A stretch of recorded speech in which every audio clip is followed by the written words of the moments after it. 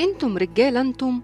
قالت مصادر من داخل الكومباوند الذي شهد المشاجرة إن 4 من العاملين مع حسام وشيرين كانوا داخل الشقة ولم يتدخلوا للدفاع عنها.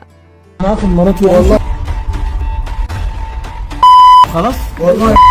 خلاص بقى والله.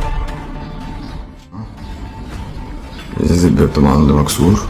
وطلبوا منها بعد نزولها لسيارتها عدم تحرير محضر لحسام، فصرخت شيرين فيهم وقالت: انتم رجال انتم، سايبين واحدة ست تتضرب قدام عينيكم وبتتفرجوا، مفيش نخوة، ودلوقتي عايزيني ماخدش حقي بالقانون. شيرين تعرضت للضرب مرتين، وهذه الصورة قبل إصابتها في عينها اليمنى.